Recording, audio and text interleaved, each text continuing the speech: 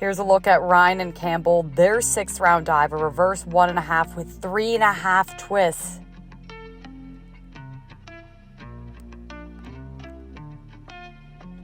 Great hurdle setup. I'm going to back it up from the takeoff because you can see that Campbell actually left the springboard a little later, but he makes up for it in the air and in the twist. They stop the dive at the same time, squaring out. Beautiful execution individually on the dives and as a pair.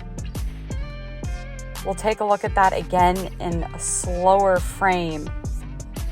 You can see they're twisting opposite directions and they come off the board at different times, but they do a great job with their synchro and their individual execution of the dive. Let's look at Hernandez and Knight, their 5th round dive, a forward 2.5 with 1 twist in the pike position.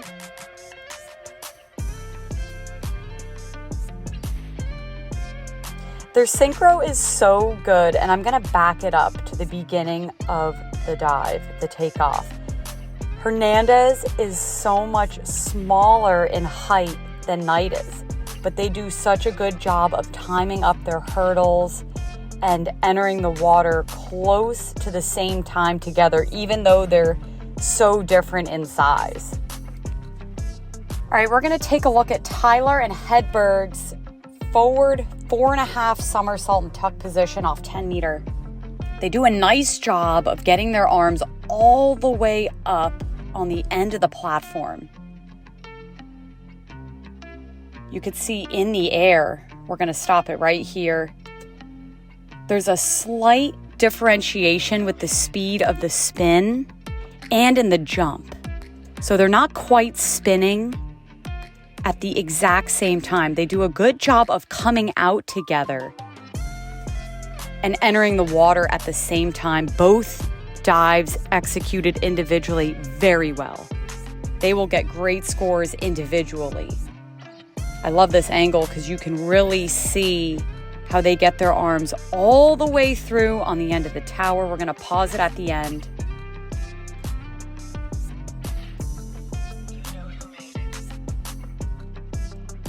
And right before they enter the water, just that slight differentiation. Beautiful individual dives, solid synchro. You can see why they ended up winning this event.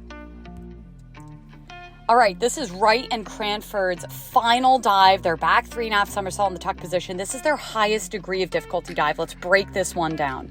So right off the start, you can see that Wright finishes closer to the platform than Cranford does. The distance away from the tower, especially from that side angle, is what the judges are going to circle. Remember, they're judging the synchro and the individual dives as well. We'll take another look at it. Excellent squat. You can see Cranford is a little bit ahead of Wright on the squat, but their timing in the air is beautiful. It's almost perfect. So even though Cranford starts a little bit earlier than Wright, that is strategic because that's how they time it up in the air. Wright leaves the dive a little bit on the short side. So her scores, you can see, are a little bit lower, but from a synchro standpoint, it was a solid dive. And Cranford executed the dive very well individually. Okay, we're taking a look at Cranford Will's round 4 dive. This is the 10-meter mixed synchro event.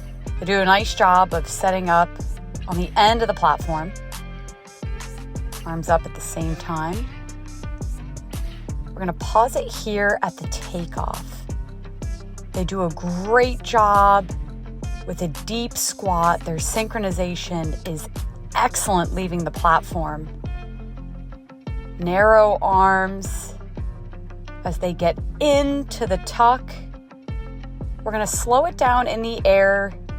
You can see there is a slight differentiation with the speed of the flips, but their come out and their synchronization on the entry is fabulous. They do such a nice job of timing up the dive in the air after they leave the platform. Just slowing down that entry. It's beautiful. Really nice entry. Distance slightly different away from the platform, but the dives were executed individually very strong, and their synchro was fantastic.